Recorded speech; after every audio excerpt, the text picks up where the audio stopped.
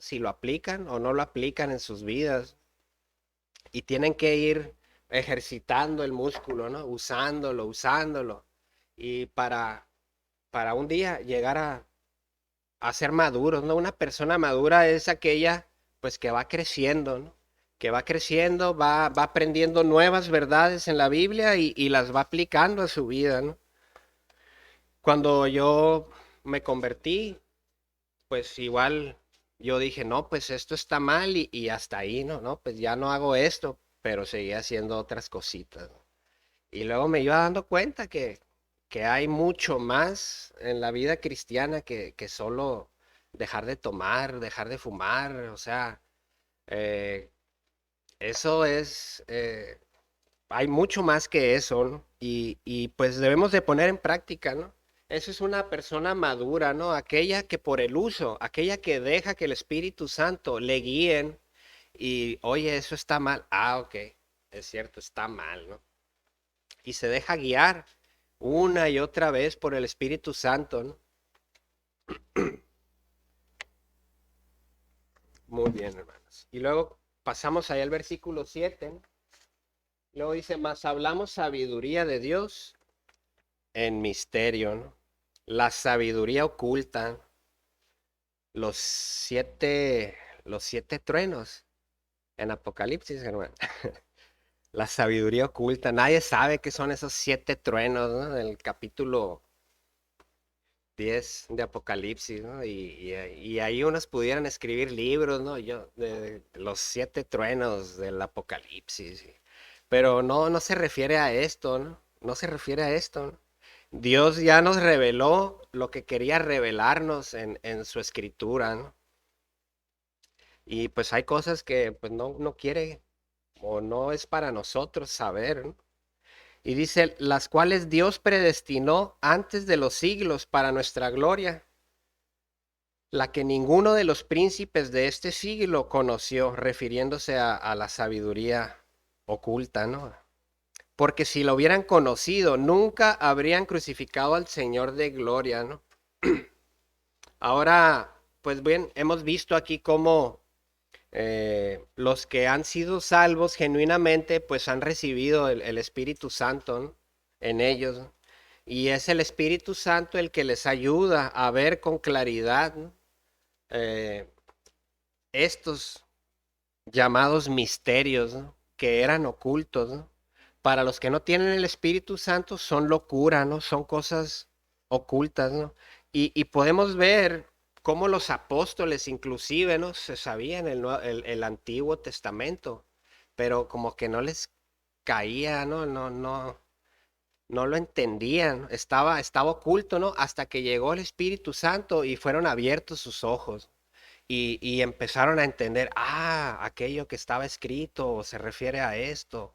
Y esa es la sabiduría, ¿no? Oculta que podemos tener usted y yo, ¿no? Al momento de recibir el Espíritu Santo, ¿no? Ahí en Colosenses 1:26, ¿no?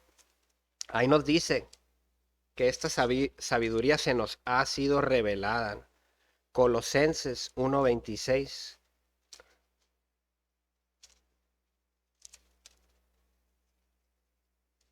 Hermano nene, si me equivoco, dígame. Me anda viendo con cara de... Colosenses 1:26 dice, ¿no?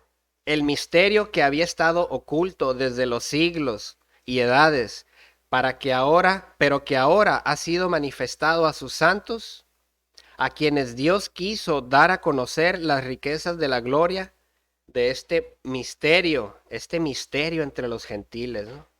¿Cuál es el misterio? Que es Cristo en vosotros, ¿no? La esperanza de gloria. El misterio era Cristo, ¿no? El que había de venir, ¿no? Y ahora, y ahora lo sabemos, ¿no? Antes era algo un poco más difícil de entender, ¿no? Pues era anunciado a través de profecías, ¿no? Como Jeremías 9:5, ¿no? Que ahora a lo mejor por cuestiones de Navidad lo van a decir los niños, ¿no? Dice, porque un niño nos es nacido, ¿no? Hijo nos es dado, y el principado sobre su hombro, y se llamará su nombre, admirable consejero, Dios fuerte, Dios Padre eterno, príncipe de paz. O Zacarías 9:9. Alégrate mucho, hija de Sión, da voces de júbilo, hija de Jerusalén. He aquí tu rey vendrá a ti, justo y salvador, humilde, cabalgando sobre un asno, sobre un pollino, hijo de asna, ¿no? Y bueno, ¿quién será este niño, no? Pudieran decir. Y por eso están hasta ahorita los judíos, ¿no? Esperando a un Mesías, porque ellos no han entendido estas profecías que a usted y a mí se nos han sido reveladas, ¿no? ¿Por qué? Porque tenemos el Espíritu Dios que nos ayuda a entender esto, ¿no? Y para ellos es un misterio todavía, ¿no? Si hubieran conocido esta sabiduría, pues no le hubieran crucificado al Señor. Y continúa en el versículo 10. Bueno, ahí me brinqué una diapositiva. Es Cristo en vosotros. Bueno, continúa en el versículo 10, ahí en Primera de Corintios 2. Pero Dios nos la reveló a nosotros, ¿no? Por el Espíritu, porque el Espíritu todo lo escudriña, aún lo profundo de Dios. Hasta aquí, hermanos. ¿Alguna pregunta? ¿Un comentario? Seguimos. Bueno, entramos al capítulo 3, hermanos.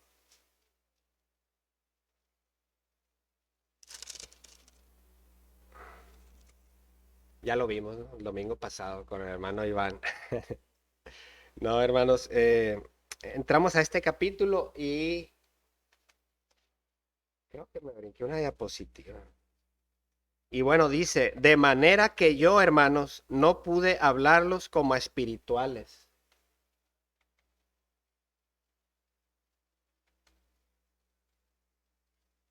sino como a carnales, como a niños en Cristo, ¿no? Y vemos cómo Pablo les dice, no, yo no les pude hablar como a personas maduras, ¿no? Les tuve que hablar como a niños, ¿no? Pues había entre ustedes divisiones, carnalidades, ¿no? Y vemos cómo hay gente, ¿no? En las iglesias que se van, ¿no? De las iglesias porque no pudieron lidiar con un chisme o se pelean entre ellos porque a uno le toca predicar más que el otro, ¿no, Germán?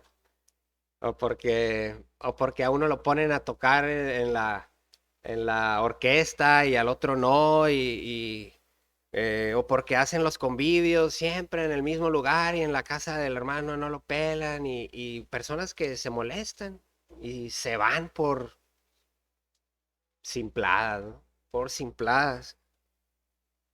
Y Pablo les dice, entre ustedes hay todo este tipo de carnalidades,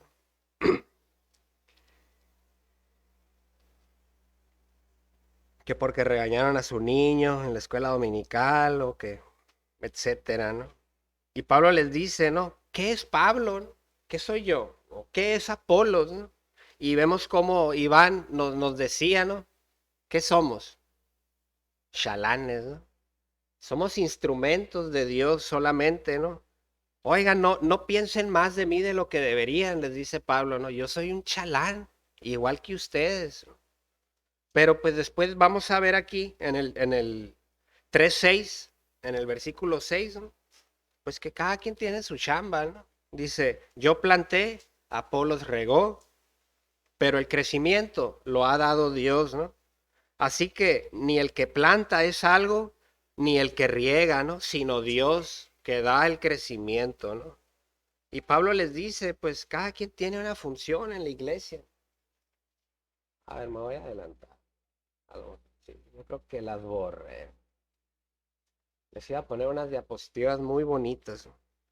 Una que salía alguien plantando una semilla, otro que sale regándola y una que ya sale la matita ahí brotando.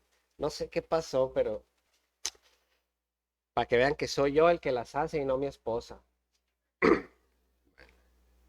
Y Apolos regó, ¿no? Y Pablo llegó, él fundó esa iglesia, él plantó, ¿no? Y llega Apolos y pues predicaba muy bonito, muy suave, ¿no? Elocuentemente, ¿no? Y dice Pablo, pues ni yo ni él somos más que el otro, ¿no?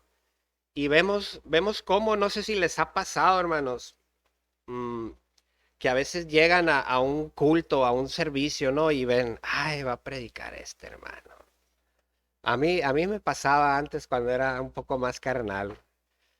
Y de antemano me bloqueaba, ¿no? Y decía, este sermón no me va a gustar, no me va a gustar. Y pues terminaba haciendo todo lo contrario, ¿no? Resultaba que ese amigo, ese predicador me retaba grandemente, ¿no? En mi vida, ¿no? Y Dios es Dios, hermanos, no es el predicador. Puede estar aquí alguien que tartamudo y inexperto para hablar, hermanos, pero Dios es quien hace la obra en cada uno de nosotros y nosotros pues no podemos, no tenemos ese poder de convencimiento o pudiera decirse el poder de transformar vidas, porque sí hay un colibrí, hermanos. Sí hay personas muy convincentes en su habla, ¿no? Elocuentes, y, pero el poder de transformar la vida, hermanos, últimamente es de Dios, ¿no?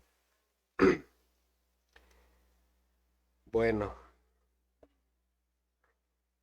así que yo planté, Apolos regó y vemos las diferentes funciones aquí en la iglesia, ¿no? Los maestros de escuela dominical, allá está el hermano Ríos, allá está la clase de los niños chiquitos y yo no soy más que ellos, hermanos, no soy más que nadie de nosotros, ¿no? ¿Cuál era la actitud de Pablo, no? Aunque él era el más sabiondo, ¿no?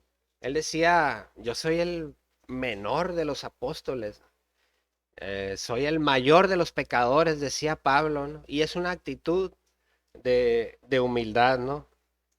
El problema de esta iglesia era el orgullo, ¿no?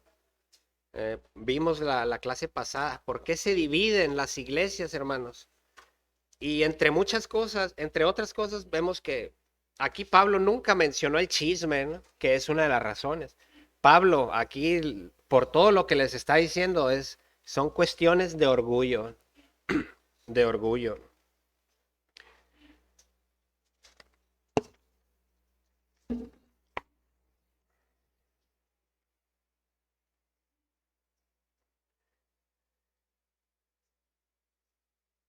Tenemos un mismo propósito, maestros de escuela dominical, eh, los de jóvenes, adultos, ¿no? Tenemos un mismo propósito, ¿no? Y es llevar a las personas a los pies de Cristo.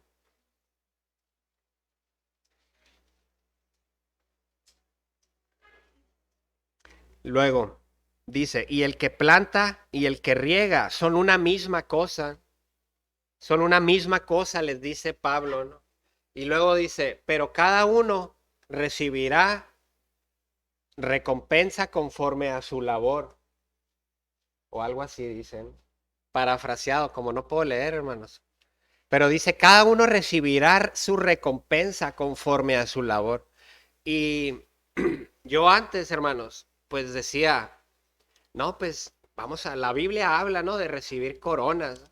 De que vamos a recibir coronas por salvar almas, por ser obedientes, simplemente por ser salvos, ¿no? Y entonces yo pensaba, no, pues yo quiero hacer un montón de cosas por Cristo, ¿no? Para recibir esas coronas, ¿no?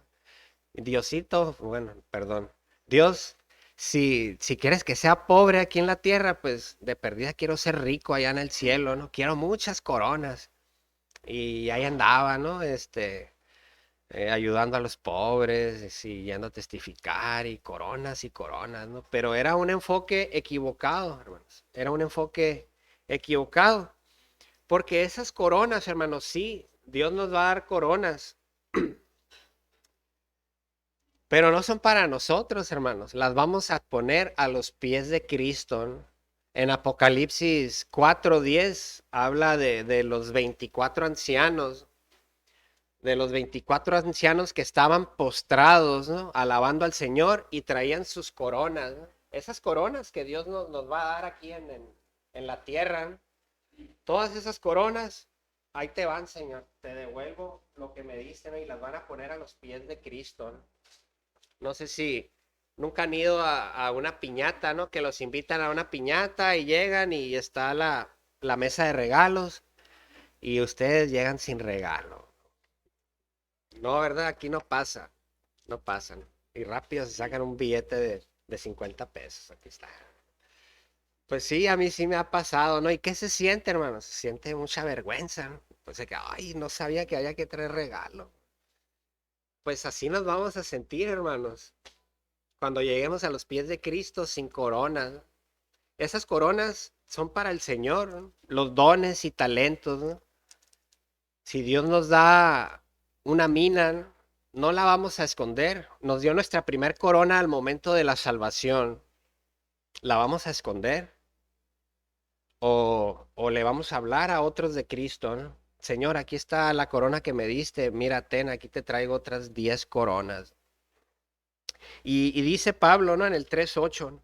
Y el que planta y el que riega son la misma cosa, aunque cada uno recibirá su recompensa conforme a su labor, ¿no? Y vemos cómo, bueno, tenía algunos pasajes ahí sobre las coronas que recibiremos, ¿no? Bueno, todavía no llego ahí. Uy, voy en el capítulo 4. Se me perdió mucha información. Bueno. Y luego, hermanos, ahí mismo estamos en el capítulo 3. Termina, termina ahí diciendo, ¿no? Porque la sabiduría de este mundo es insensatez para con Dios. Pues escrito está, Él prende a los sabios en la astucia de ellos. La sabiduría de este mundo es insensatez para con Dios. Pues ya lo hemos visto re muchas veces, ¿no? De nada nos sirve la sabiduría de este mundo, ¿no? Dios no se fija en eso, hermanos. Él ve nuestros corazones y nuestras intenciones. Él prende a los sabios, ¿no? En la astucia de ellos. Y ahora sí, pasamos al capítulo 4. No, se me borraron un montón. Pasamos al capítulo 4 y dicen, así pues, ténganos los hombres por servidores de Cristo y administradores de los misterios de Dios. Ahora bien, se requiere de los administradores que cada uno sea hallado fiel, ¿no? Y voy a hacer un hincapié aquí en esta palabra fiel, porque este capítulo tiene que ver con la fidelidad de los servidores de Cristo, ¿no? De usted y de mí, ¿no? Nuestra fidelidad, ¿no? Y es que la fidelidad, hermanos, está ligada a la humildad, ¿no? Alguien que no es humilde no va a poder ser fiel, ¿no? Alguien que es arrogante, alguien soberbio, no, no puede ser fiel, ¿no? Constante, fiel. ¿Qué significa fiel? Todo el tiempo, ¿no? Dios es fiel y justo para perdonarnos, ¿no? El 100% de las veces, ¿no? Siempre que acudamos a Él. Entonces, y cuando acudimos al Señor por perdón de pecados, requiere algo de humildad, ¿no? Entonces, esta palabra fiel, ¿no? Ahí en el versículo 1, ¿no? Se requiere de los administradores que cada uno sea hallado fiel, ¿no? Y la humildad, hermanos, es la virtud que produce fidelidad, ¿no? Y, y es la marca de cualquier siervo de Dios, ¿no? La humildad. Y estamos en los tiempos, ¿no? De los influencers, ¿no? Que quieren que sepamos dónde están, qué están haciendo y qué compraron. Y ellos quieren que se les tome como una celebridad, ¿no? Y, Y eso es a lo que va, ¿no? El mundo, miren dónde estoy, miren qué estoy haciendo y mírenme, ¿no? Entonces la humildad, hermanos, cada vez tiene menos cabida en este mundo, ¿no? Ahora solo buscamos un estatus de celebridad, ¿no? Pero pues el verdadero hombre, la verdadera mujer de Dios, pues va a luchar, va a buscar la humildad, ¿no?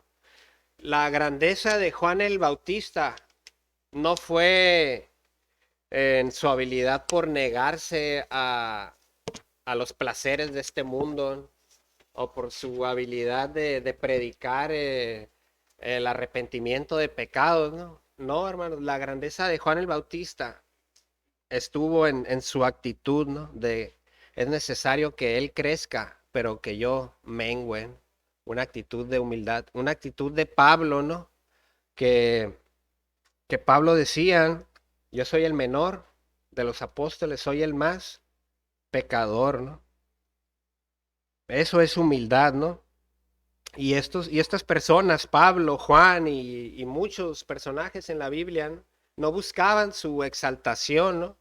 Buscaban la exaltación de Cristo, ¿no? Y decían, no, no, es necesario que yo me haga un lado, que yo muera, ¿no? Morir todos los días con Cristo, estoy juntamente crucificado, ¿no? Para que a Él sea la gloria, ¿no? Y no hay nada bueno en nosotros, hermanos, que podamos hacer. Son obras de inmundicia, trapos, ¿no? De inmundicia los llama el Señor, ¿no? Entonces, podemos encontrar aquí en este capítulo 4, hermanos, algunas características de que manifiestan la humildad que Pablo tenía, hermanos. Y ahora sí, ya retomé mis diapositivas. Y primero, hermano, en el versículo 1, ¿no? Dice, así pues, ténganos los hombres por servidores de Cristo, ¿no? Y esa palabra servidores es la palabra jupe, jupeteos. Aquí la tenía apuntada porque juperetes en hebreo, ¿no? Y es el término más bajo para referirse a un siervo que trabaja con sus manos. También se refiere a un remero de clase 3, bueno, de tercer piso. Sí. Un remero como estos, ¿no?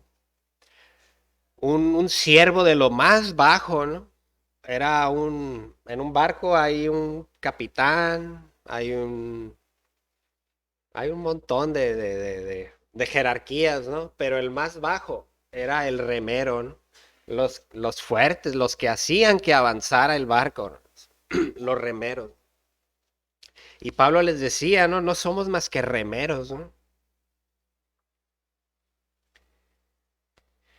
Juan usa este término también ahí en Juan 8, 18, 36, no tienen que ir ahí.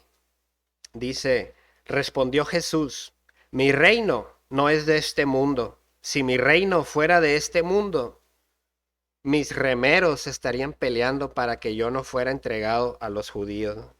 Dice, mis servidores, es esa palabra, ¿no? Remeros. Hechos 26, 16, en Hechos 26, 16, ¿no? Pero levántate y ponte sobre tus pies, porque para esto he aparecido a ti, para designarte como un remero. Y ahí la palabra es la misma, ¿no? Servidor.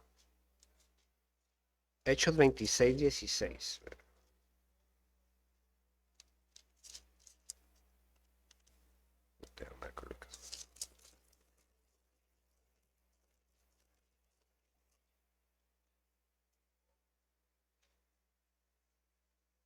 Por ministro, perdón, ministro. Aquí es la palabra ministro. Es esta palabra remero, ¿no? Remero. Y Pablo estaba contento, ¿no? En que se le llamase remero, ¿no? Un siervo de lo más bajo, ¿no?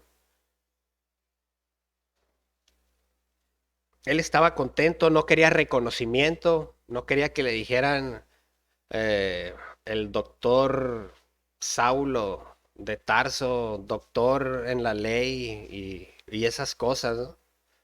Porque tenía todos esos estudios, ¿no? Él los tenía. Y él dice, no, hermanos, o sea, yo soy un chalán de los chalanes. Pablo estaba contento con ser un remero, un, un siervo, ¿no? Otra característica de la humildad de Pablo, dice en el versículo 3: yo en muy poco tengo el ser juzgado por vosotros o por tribunal humano, y ni aun yo me juzgo a mí mismo, porque de nada tengo mala conciencia. No por eso estoy justificado, pero el que me juzga es el Señor. A Pablo no le importaba en lo absoluto, ¿no?, lo que ellos pensaran de él, es lo que está diciendo. Yo tengo en muy poco el ser juzgado por vosotros, ¿no? Algunos lo tenían en alta estima, ¿no? Y otros le tenían en poca estima, preferían a Apolos. Y Pablo les dice, pues yo en muy poco tengo el ser juzgado por vosotros, o por tribunal humano, ¿no? Y luego dice, y ni aún yo me juzgo a mí mismo, ¿no? En otras palabras, a mí no me importa, ¿no? Muchos si ustedes o algún tribunal humano, ¿no?, se ponen a averiguar o a calificarme si hago bien o hago mal las cosas. No me interesan. Lo tengo en muy poco, ¿no? Lo único que me importa es que Dios me va a juzgar. Y Dios nos va a juzgar, hermanos. Y las cosas no las hacemos para que nos vean los hermanos, ¿no? Y que digan, bravo, muy bien hecho, hermano. Y agradezco, hermanos, a veces me mandan mensajitos y que, hermano, muchas gracias, que el mensaje. Y me siento, pues, indigno, ¿no? Indigno, pero a veces, si mi relación con el Señor no estuviera bien, yo anduviera de presumido, ¿no? No, es que yo predico muy bien y cosas así, pero eh, agradezco sus buenas palabras, pero la verdad no veo, es el Señor, ¿no?, en mí y pues gloria a Él. Así que el Señor es el que nos juzga, hermanos. Él conoce nuestras intenciones, ¿no?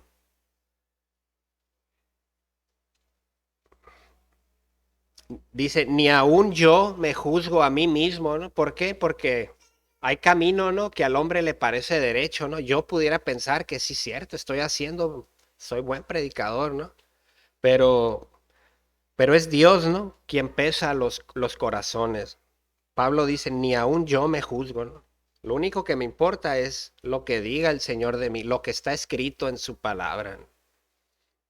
Así que, versículo 5, ¿no?, no juzguéis nada antes de tiempo hasta que venga el Señor, el cual aclarará también lo oculto de las tinieblas y manifestará las intenciones de los corazones. Y entonces cada uno recibirá su alabanza de Dios, ¿no? Pues les está diciendo, ¿no? Ya dejen las comparaciones, ¿no? Dejen de emitir veredictos acerca de quién es mejor que quién, que si Pablo o Apolos, ¿no? Porque ustedes no están para juzgar, ¿no?, y ni siquiera es tiempo para juzgar, ¿no? El Señor nos va a juzgar cuando vengan. Y entonces, cuando Él venga, va a exhibir las intenciones de nuestro corazón, ¿no? ¿Lo hacíamos para creernos más que otros o lo hacíamos para llevarle una corona al Señor? Él va a juzgar nuestras intenciones. Entonces, primer punto, hermanos, Pablo estaba contento, ¿no?, con ser un siervo. Y Pablo estaba contento de ser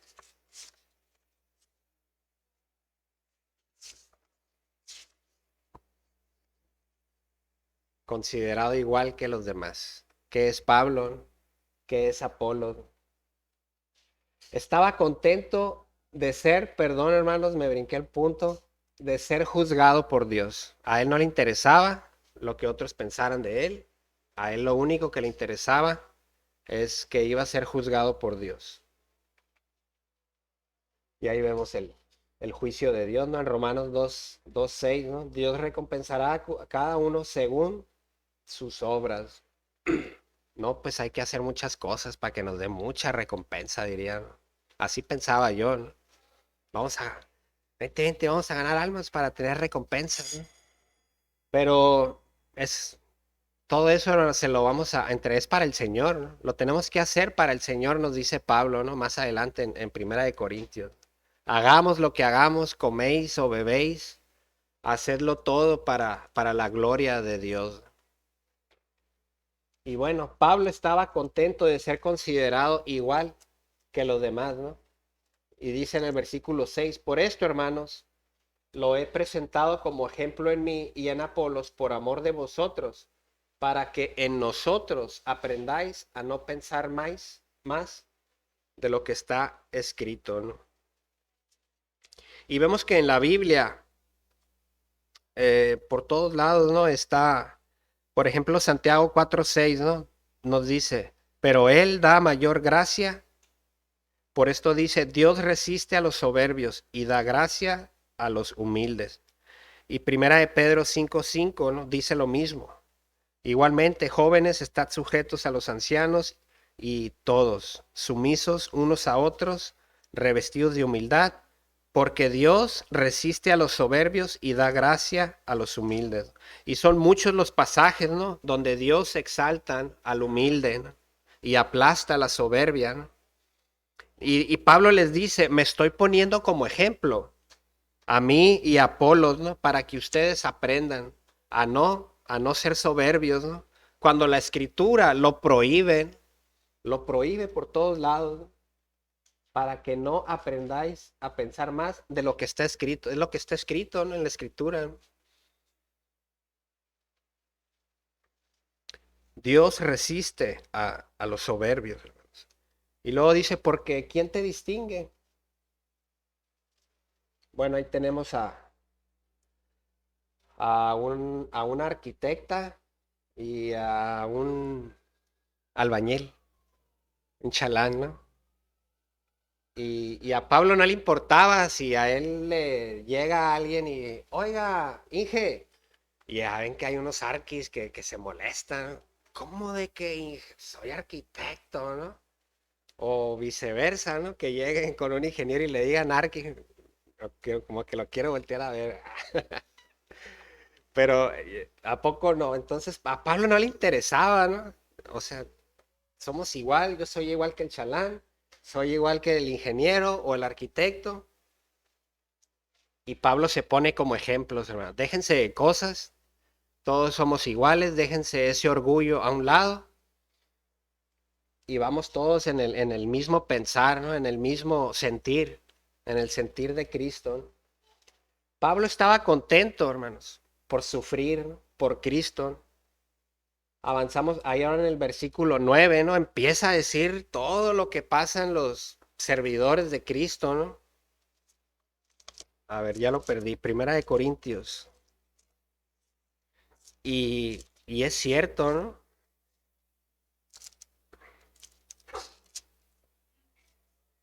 3:9. A ver.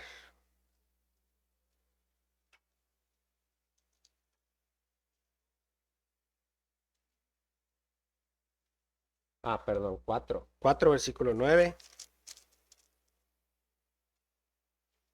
Porque según pienso, Dios nos ha exhibido a nosotros, los apóstoles, como postreros, como a sentenciados a muerte, pues hemos llegado a hacer espectáculo al mundo, ¿no?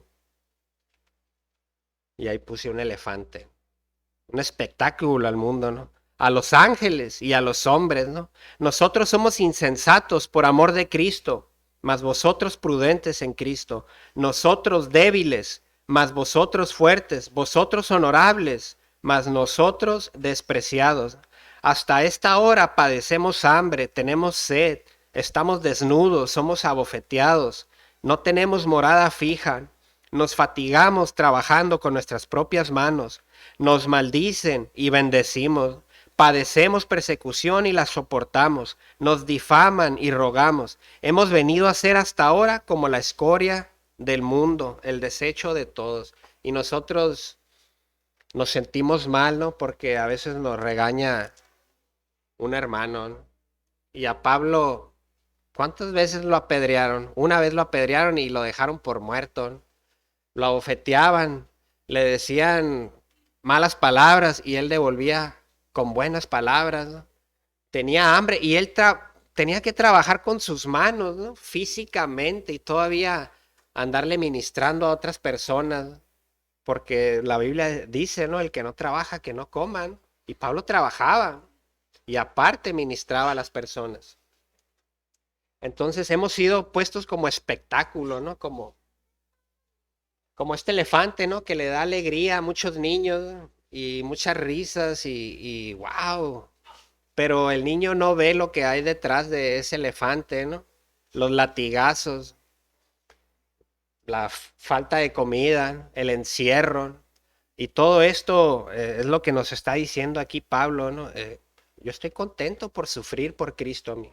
A mí no me importa la exaltación, no me importa que ustedes digan o no digan que soy buen predicador o que no me interesa nada de eso. Yo estoy puesto para sufrir por Cristo y lo único que me interesa es lo que Dios diga, ¿no? De mí, el juicio de Dios, lo que está aquí en su palabra. Creo que con esto terminamos, hermanos. Termina diciendo, porque aunque tengáis 10,000 años en Cristo, o sea, 10,000 maestros, ¿no? No tendréis muchos padres, ¿no? Y Pablo les dice, ustedes pueden tener 10,000 maestros, ¿no? Pero padres solo tienen uno, ¿no? Que soy yo, ¿no? Yo vine y les ministré con esfuerzo, con lágrimas. Y Pablo por eso les amonesta, porque son sus hijos, ¿no? Y a quién no le duele, ¿no? Ver a sus hijos sufrir o andar mal, ¿no? Y por eso Pablo escribe esta epístola, ¿no? Para corregirles, ¿no? Para devolverles al buen camino. Bueno, entonces hasta aquí llegamos y vamos a continuar la siguiente semana. Gracias, hermanos. Vamos a entonces a pasar a los versículos. Vamos a esperar al pastor. ¿Alguna pregunta? ¿No? ¿Pregunta?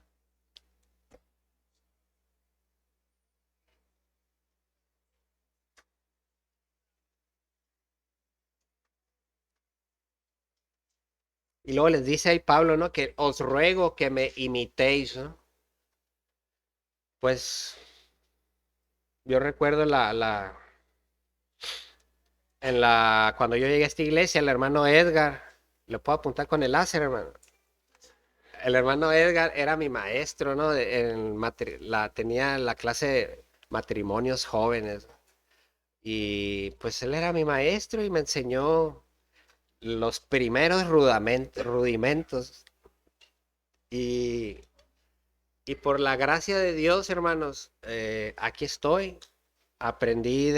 Tuve un buen maestro y él viene siendo mi padre, ¿no?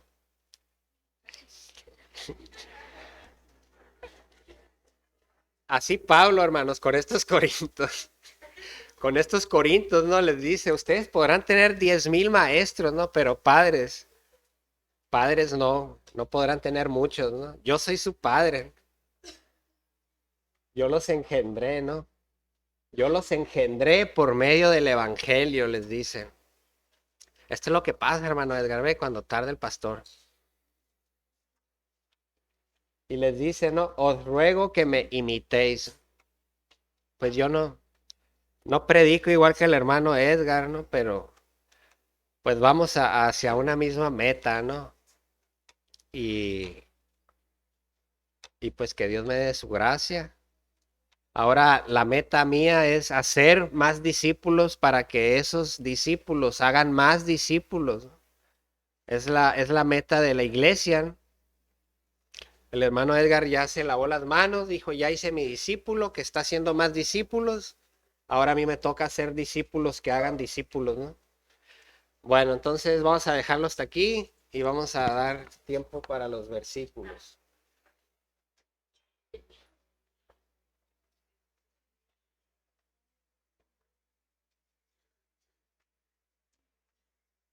Bien, muy bien. Vamos a escuchar de la clase de los más chiquitos para